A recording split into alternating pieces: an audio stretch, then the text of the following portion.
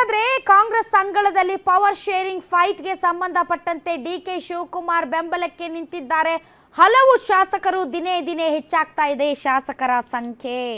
ಹಾಗಾದ್ರೆ ಶಾಸಕರ ಸಂಖ್ಯೆ ದಿನೇ ದಿನೇ ಹೆಚ್ಚಾಗ್ತಾ ಇದೆ. ಸುಮಾರು 72 ಜನ. ಈ 72 ಜನರಲ್ಲಿ ಓಪನ್ ಆಗಿ ದೆಹಲಿಗೆ ಹೋಗಿ ಪರೇಡ್ ಮಾಡ್ತಾ ಇರೋರು ಬಹಳಷ್ಟು ಜನ. ಇದಕ್ಕೆ ಸಂಬಂಧಪಟ್ಟಂತಹ ಲೇಟೆಸ್ಟ್ ಡೆವಲಪ್ಮೆಂಟ್ ಏನು ಬರ್ತಾ ಇದೆ? Breaking news.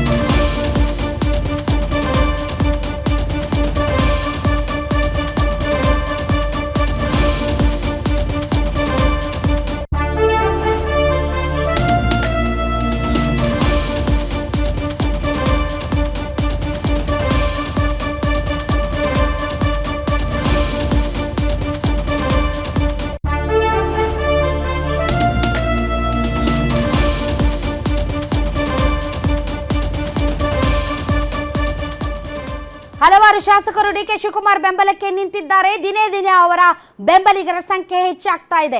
ಈ ಮಧ್ಯೆ ಕೆಲ ನಾಯಕರು ದೆಹಲಿಯಲ್ಲೂ ಕೂಡ ಪರೇಡ್ ನಡೆಸಿದ್ದಾರೆ. ದೆಹಲಿಯಲ್ಲೇ ಬೀಡು ಬಿಟ್ಟಿದ್ದಾರೆ.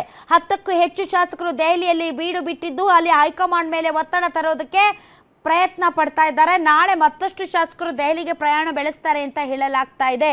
ಆದರೆ ಡಿ.ಕೆ. ಶಿವಕುಮಾರ್ ಹೇಳೋದು ನಂದು ಯಾವ ಬಣನೂ ಇಲ್ಲ, ನನ್ಗೆ ಯಾವ ಬಣದ ಅವಶ್ಯಕತೆಯೂ ಇಲ್ಲ, ಎಲ್ಲ 140 ಶಾಸಕರು ನನ್ನವರೇ, ನಾನೇ ಅವರಿಗೆ ಅಧ್ಯಕ್ಷ ಅಂತ ಹೇಳಿದರೂ ಕೂಡ ನಾಳೆ ಅಂತಹ ಸಂದರ್ಭ ಬಂದಾಗ ಡಿ.ಕೆ. ಶಿವಕುಮಾರ್ ಅವ್ರ ಪರ ಎಷ್ಟು ಜನ ನಿಂತ್ಕೊಳ್ತಾರೆ ಅನ್ನೋದು ತುಂಬ ಇಂಪಾರ್ಟೆಂಟ್. ಆ ನಿಟ್ಟಿನಲ್ಲಿ ಅದಕ್ಕೆ ಬೇಕಾದಂತಹ ಸ್ಟೇಜನ್ನು ಕ್ಲಿಯರ್ ಆಗಿ ಸೆಟ್ ಮಾಡ್ಕೊಳ್ತಾ ಇದ್ದಾರೆ ಡಿ.ಕೆ. ಶಿವಕುಮಾರ್. ಈಗಾಗಲೇ ಬಹಳಷ್ಟು ಜನ ದೆಹಲಿಯಲ್ಲಿ ಬೀಡು ಬಿಟ್ಟಿದ್ದಾರೆ. ನಾಳೆನೂ ದೆಹಲಿಗೆ ಹೋಗ್ತಾ ಇದ್ದಾರೆ. ಸೋಮವಾರ ಹೈಕಮಾಂಡ್ ನಾಯಕರ ಭೇಟಿಗೆ ಯತ್ನವನ್ನು ಮಾಡ್ತಾ ಇದ್ದಾರೆ. ಒಪ್ಪಂದದ ಪ್ರಕಾರ ಅಧಿಕಾರ ಹಂಚಿಕೆ ಆಗಬೇಕು ಅಂತ ಪಟ್ಟಿ ಹಿಡಿತಾರಂತೆ. ಇನ್ನು ಡಿ.ಕೆ. ಶಿವಕುಮಾರ್ ಅವರ ಸದಾಶಿವ ನಗರದ ನಿವಾಸದತ್ತ ಬಹಳಷ್ಟು ಜನ ನಾಯಕರು ಬರ್ತಾ ಇದ್ದಾರೆ. ಬಂದು ನಾನಿದ್ದೇನೆ ನಿಮ್ಮ ಜೊತೆ ಅಂತ ತಮ್ಮ ಅಭಯವನ್ನು ಕೊಡ್ತಾ ಇದ್ದಾರೆ. ಈಗ ಡಿ.ಕೆ. ಶಿವಕುಮಾರ್ ಅವರು ಶಾಸಕರ ಬಲ ಜೊತೆಗೆ ದೇವರ ಬಲ, ಆ ಅಜ್ಜಯ್ಯನ ಬಲ, ಅದಕ್ಕೋಸ್ಕರನೂ ಅವರು ಕಾಯ್ತಾ ಇದ್ದಾರೆ. ಮತ್ತು ಜನರಿಂದ ಆಯ್ಕೆ ಆದಂತಹ ಮತದಾರ ಪ್ರಭುಗಳು ಏನು ಆಯ್ಕೆ ಮಾಡಿ ಕಳಿಸಿದ್ದಾರೆ ಶಾಸಕರು, ಅವರ ಬಲ ಜೊತೆಗೆ ಅವರು ನಂಬಿರುವಂತಹ ದೇವರಾದ ಅಜ್ಜಯ್ಯನ ಬಲ ಅವರಿಗೆ ಬೇಕಾಗಿರೋದ್ರಿಂದ ಈ ಎರಡೂ ಬಲಗಳಿಗೋಸ್ಕರ ಅವರು ಎಲ್ಲ ಚಟುವಟಿಕೆಗಳನ್ನು ಗ್ಯಾರಂಟಿ ಮಾಡ್ತಾ ಇದ್ದಾರೆ.